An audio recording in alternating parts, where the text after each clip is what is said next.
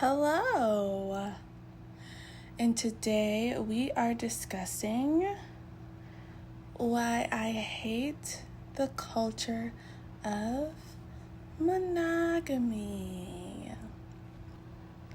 Why do I have a disdain for the culture of monogamy? What has the culture of monogamy done to me personally? Well, thank you. I'm glad you asked. For as long as I can remember, I have been jealous of romantic partnerships. I felt like significant others had access to people I love in ways I never could. Romantic partnership allows individuals to reach deeper into a human mind and heart than anyone else. Deeper than one's best friend, than one's sister, brother, cousin, people who have been there for a person their entire life, day in and day out, don't seem to hold a candle to a significant other when they come into the picture. Significant, sufficiently great or important to be worthy of attention, noteworthy. By definition, this person is placed above all others. Today, I want to review my top issues with romantic partnerships through the culture of monogamy. When I say the culture of monogamy, I'm referring to the social norms and compulsory activity we participate in when living in an environment that prioritizes monogamous relationships above all others. There are literal people in my life who I feel like I would be closer to if I was their romantic partner. I think romantic partnership allows for them to get a level of closeness that I will never have. And I think since I have been a child, I've been jealous of that. They tell them secrets they would never tell me. They open up to them in ways they would never open up to me. And I just wonder, why is that fair? And I often feel that I sometimes lose a person who's very important to me to romantic partnership. This person who you go to bed with within the culture of monogamy is the most important individual in your life. And you should do everything you can to keep them. People will always chastise a person for not keeping a significant other. But what about keeping a best friend, a loving cousin, a loving sister, or a brother? We'll easily say, oh, you can't keep a man. But rarely are we saying you can't keep a friend. You can't keep a loved one, because we do not create a culture in which that is something you actively need to put the work in to maintain. To a degree. I don't want to get too crazy here. This is Future Brandy here. I also think about how the culture of monogamy reinforces the idea that you find one person, you love one person, and when you have thoughts, desires, affection, attraction to someone else, when you're with that one person, that they're perceived as wrong, disloyal, unfavorable, unspeakable. And I think it's okay for everyone to admit that just because you have this partnership with this person, whoever that one person is in the culture of monogamy, doesn't mean that everyone else now is unattractive and you'll never feel another attraction. Someone else may provide a deep connection, and that's beautiful. That's not something we should ignore. I'm not saying that you need to be poly, but I'm just saying, what is wrong with admitting, hey, I have feelings that belong to other people and it's not just you. I don't know, but I've also never been in a real monogamous relationship, so maybe I'm completely wrong here. My second gripe, possession. You don't own me. Isn't that how the song goes?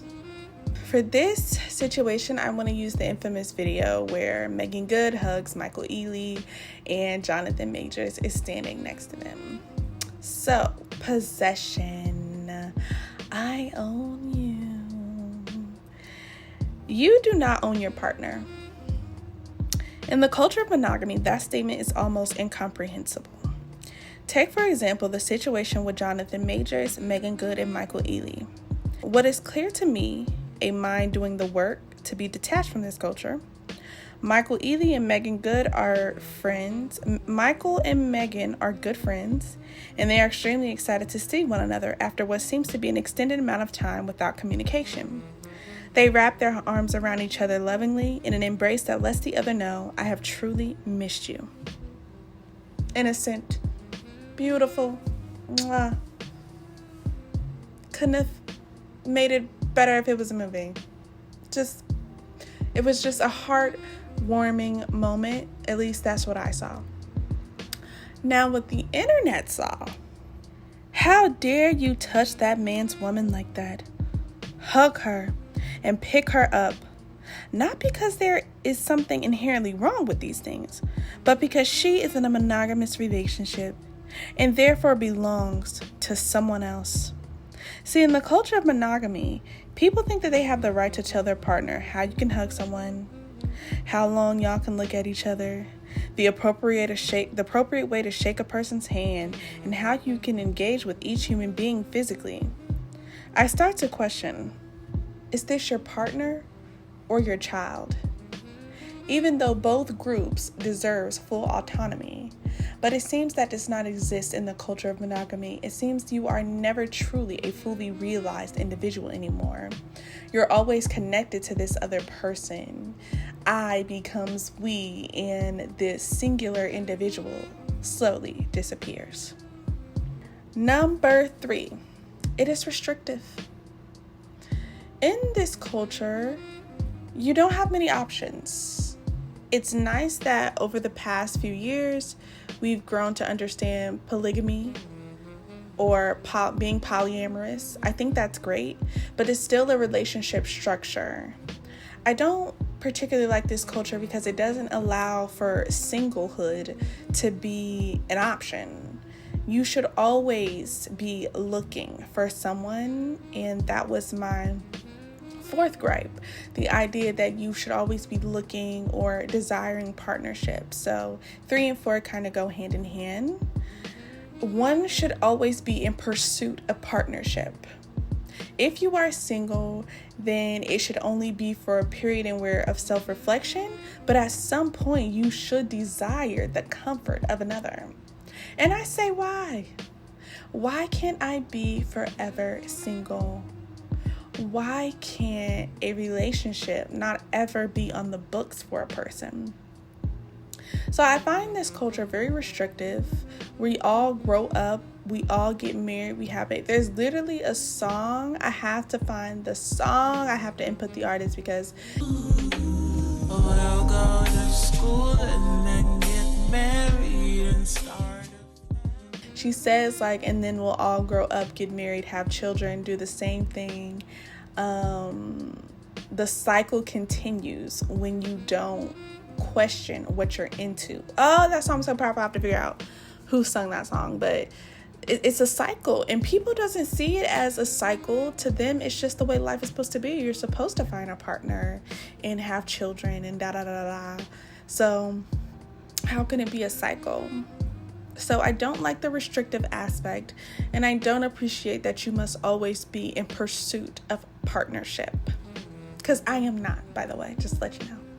I really need us to think about this. So we're all just going to be born, live, go to school, find work, get married, have children, and that cycle repeated over and over and over again. We're going to go to school, get married, have children, and then they'll go to school, get married, have children, and then they'll go to school and find work and get married and have children.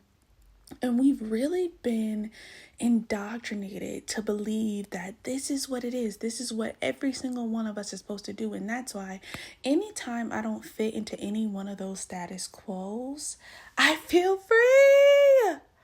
I feel freaking free because it's the larger power will not control me. It's hard to fight that power, but I dare you to do something different. I dare you to choose different. I don't care what it is. Buy a monkey. Create a whole new fabric and dynamic for life, because I refuse to believe that we're supposed to hit life milestones, as if we were on an assembly line. That I can't believe. That's heartbreaking. I think I missed one. I missed a fifth one, which was it fuels the marriage culture and how that is the highest form of partnership. People will always say that your relationship is almost not fully matured if it hasn't reached the marriage point. I don't like that either. Why does marriage have to be a goal to say that we've reached the highest form of partnership, or we've truly graduated to the PhD of partnership? I don't care for that. But essentially, I don't care for none of it. Which is why I am opting out and I am forever single. Me being a forever single will probably be a separate video. But other than that, hi, my name is Brandy. I am the love of your life. And thank you for watching one of my videos. I'll see you next time. Mwah.